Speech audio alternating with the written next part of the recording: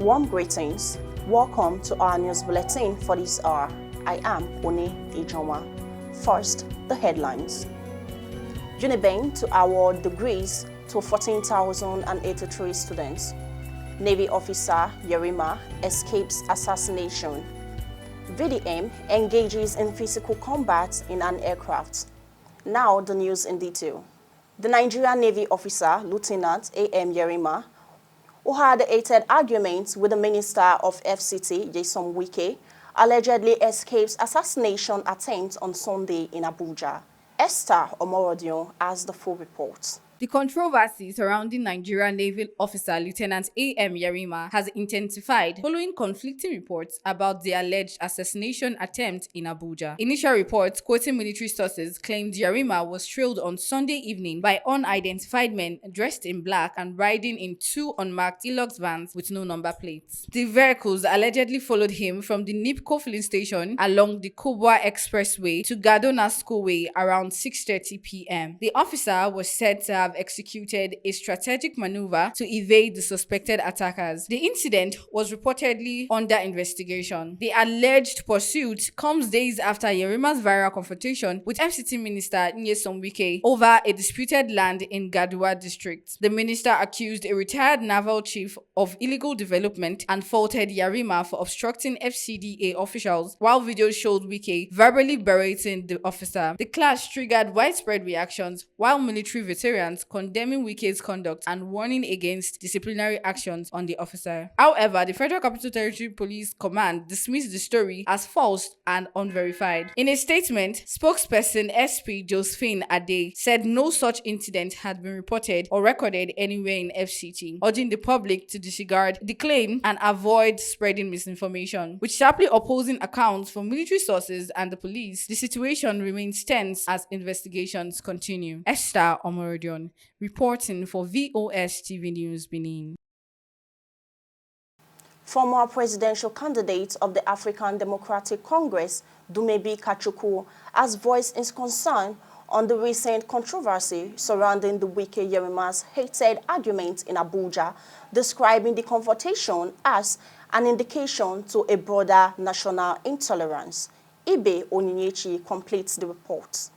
To my understanding, officials of FCT and Environment Control went there. Reacting to the viral face-off at a press briefing in Abuja, Kachikwu condemns the controversy, saying it showed a rise in national intolerance and the dangerous trend of excusing illegal behavior against those who are disliked. They do all sorts of things within their capacity. Kachikwu claimed the outrage was driven by a vocal minority whose reaction was based on their pre-existing dislike of Wike, not on the details of the incident itself. Many of us are victims of land grabbers in FCT, just like many of us are victims of so-called people who are renting out houses and rent out fake houses to us and all of those things. And you reach out and say, please, how can you assist me? I have a problem here. And they see how they can do that. But how do you use the force of law?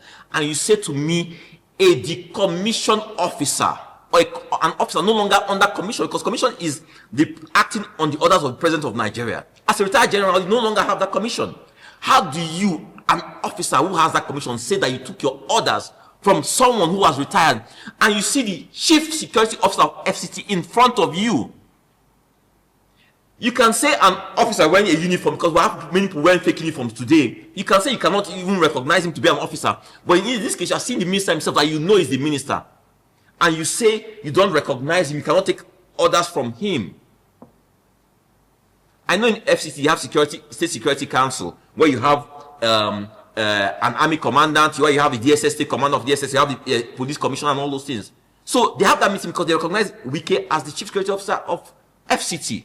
How do you say you see him and he went there as a good boss because his workers' rights have been trampled upon? He said that they can't give you access. They are doing their legitimate duties. Some people will not go there. And I say, okay, I'm talking to Chief of Defense Staff. But why are you talking to the Chief of Defense Staff? Will you talk to Chief of Defense Staff when it concerns you, when it concerns you, when it concerns any other person? It's about laws. So, those of us who are commoners, common men, the law is what equates all of us in this country called Nigeria. And we cannot accept a situation where the law is trampled upon. That's what worries me. That's what sickens me when I see the social media reaction. Wicked is wicked. It's not about Wike.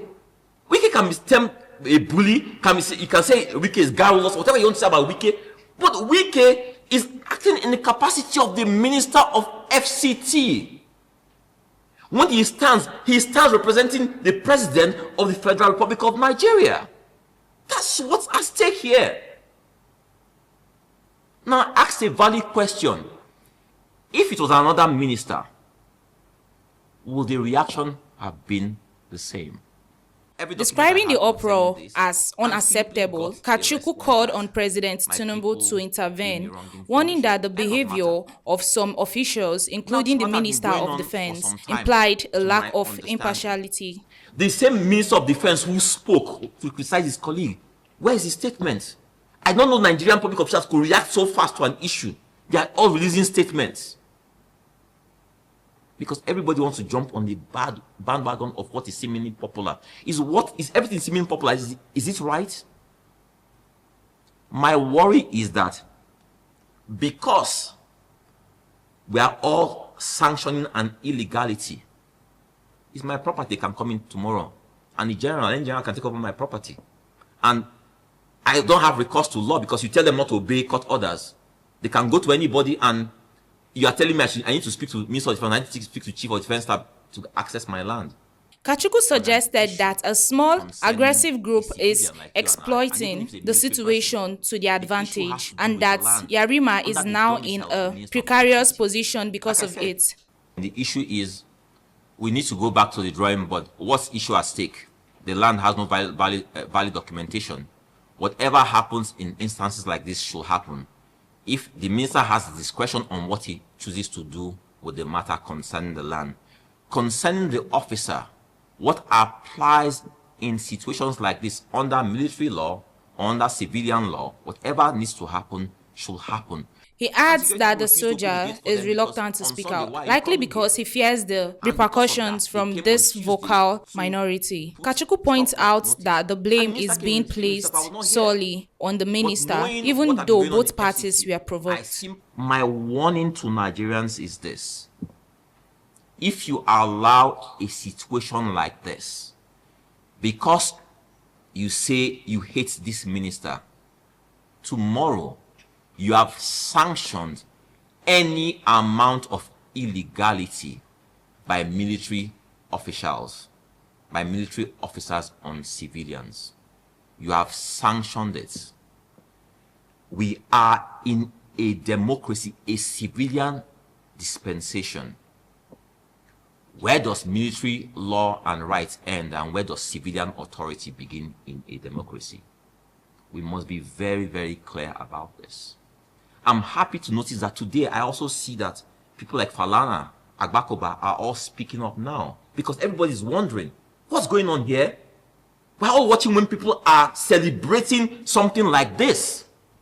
I'm happy that people are now reacting because everybody was saying, wait a minute, especially when you see the minister's colleagues all jumping on the bandwagon to say that they're supporting this illegality. Your colleague was humiliated whilst carrying out his official duties, and you are supporting that illegality, saying that he ought to have reached out to the Chief of Defense Staff before he carries out his duties. The reality for me is this. I, as Dumebi Kachikwu, if I was the one in that office, and I see all this rubbish going on, and there's no official communication from my boss or the presidency on this matter, I would simply have resigned. It's not a do or die affair. I will not stay 1 second and let my colleagues rubbish me or let a military officer rubbish me in the course of carrying out my official duties. I will not do it. I will never do it. So the president must address this issue immediately. Kachikwu defends the minister, questioning the fairness of the public's judgments and the legality of the actions taken against him. Oneh reporting for VOS TV News, Benin. There was pandemonium on Monday in a United Nigeria Airline commercial flight aboard Asaba to Lagos as a social media activist, Vincent Otis, popularly known as Very Dark Man, and comedian Freedom Asepoyi, aka Mr. Jollof, engaged in a physical fight inside the aircraft. A total of 14,083 graduates will be awarded bachelor, diploma, master and PhD degree at the 51st convocation ceremony of the University of Benin, Benin City. The Vice-Chancellor, Professor Adedayo Omoruyi, disclosed this at a pre-convocation press briefing held this Monday at the Senate chambers of the university. Austin Ayeni completes the report. A total of 14,083 students will be awarded bachelor, diploma, master, and PhD degrees at the 55th convocation ceremony of the University of Benin, Benin City. The week-long event, scheduled to commence on the 23rd of November, will be marked with the 51st Founders' Day celebration. Briefing newsmen ahead of the ceremony, the Vice-Chancellor of the university, Professor Adedayo Omoruyi, further gave a breakdown of the award of the degree. According to him, for the bachelor's degree, 198 students bagged first class, 4,217 bagged second class upper, while 7,928 and 578 students bagged second class lower and third class respectively. For the postgraduate program, 1,008 students will be awarded a master's degree, while 423 students will bag PhD degree, among others. It is now my pleasure, distinguished ladies and gentlemen, to intimate you with the details of graduates and to keep you abreast of some of our developmental strides so far. So I'll commence with the details of the graduates. The total number of 14,083 graduates that will be conferred with first degree certificate this year.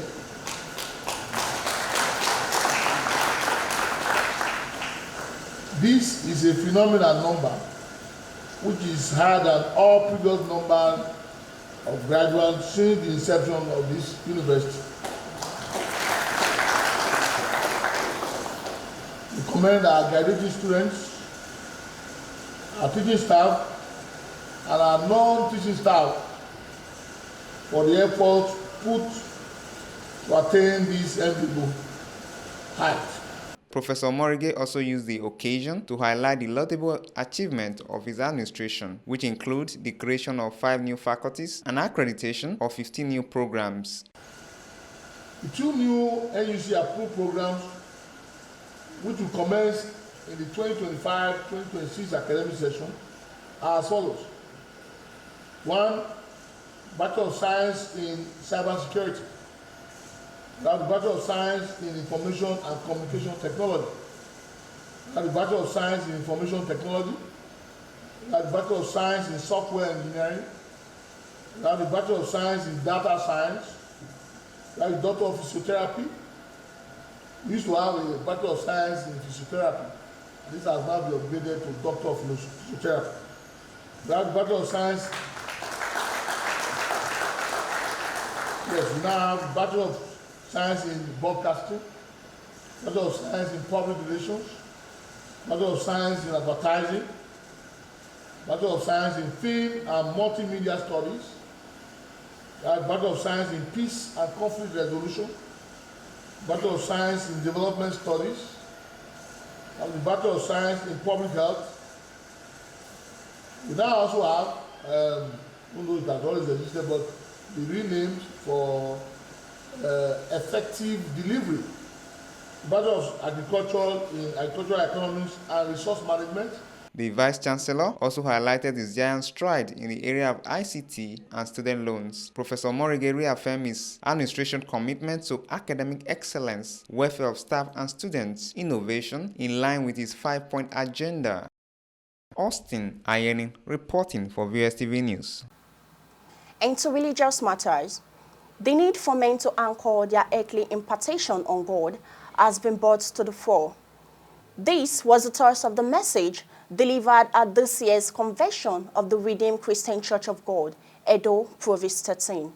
Esther Omoruyi takes the story from here. Edo Province 13 of the Redeemed Christian Church of God has held its 2025 Men's Convention in grand style. The event, which was staged at the provincial headquarters, Later Day Assembly on Suluku Road, Benin City, attracted men and women from different parishes in the province. Setting the ball rolling for the occasion, the provincial president of the Redeemers Men, Deacon Austin Amalimen, expressed gratitude to members and guests for making the program. He went further to highlight the uniqueness of the convention. Speaking at the occasion, the pastor in charge of the province, Lukman Tijani, enjoined the men to make an impactful living.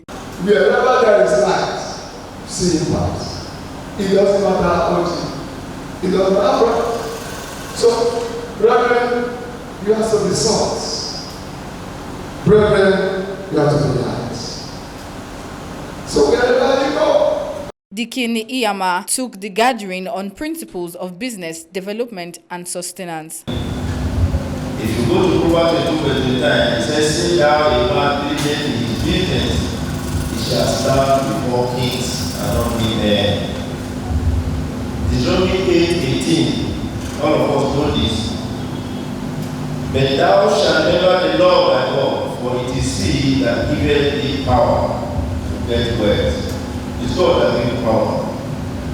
But you must activate that power.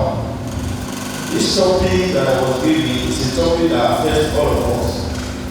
Either we are into business, or we are aspiring to be into business, or we are directly sponsoring the business to our wives. In a sermon, Pastor Prof. E.L. Dabo charged the congregants to lead an impactful life, just as he implored them to anchor their faith in God. If you cannot take care of your family, how can you make impact? The Bible says so. A man that cannot take care of his family is worse than an infidel. For somebody to be worse than an infidel, I don't know if I can describe that kind of person. Yeah, look, it's time to stop complaining about the economy and connect to heaven so that you can take care of your family. Another guest lecturer, Dr. Teddy, took the gathering on marital session. The anthropological study of human being, every human being has flaws. We all live in glass house. Amen. Show me any man that says that everybody has his own. You marry your wife or not. So you can't say your wife is bad. You marry her survival. Speaking after the event, a cross-section of the attendees expressed satisfaction with the outcome. I just want to appreciate God for the program, the success of the program. It's really impacting, and I really get a lot. For the success of the convention, RMF 2025. I'm so much appreciative to God Almighty for making it a huge success. I give all glories to God. And I thank the kind of coordinator for this province. It's a man that cannot be weary. He's always courageous. You're hearing it. We have been impacted. We should go and demonstrate the impassion we have received from them. Men have been impacted, and one of the things we picked up here from our provincial pastor was that to impact, you have to be salt. He mentioned salt, just like Jesus. The word of God says we are the salt of the earth, and salt is to give taste. So we impact by, Actually, I'm excited at what I saw today, because even prior to this time, I was even feeling how will we be able to gather men. But to God be the glory, God by himself gather men. And the program, which is a team, Men of Impact, has shown that this team was carefully selected, and it has impacted the life of our men. Particularly in the teachings, it's even, I'm feeling pain for men that are not here today, for women that are not here today. And you see all the teachings, spiritually and physically. These are teaching that have to do with the topic directly. men of impact, making impact for the generation, particularly as a Christian. In fact, all messages, they were impactful. The resource persons, they did very well by being down on the point. So we give glory to God. Esther Omoruyi reporting for VOS TV News Benin. That is the size of our news bulletin for this hour. On behalf of our production crew, I am Oneh Ijeoma.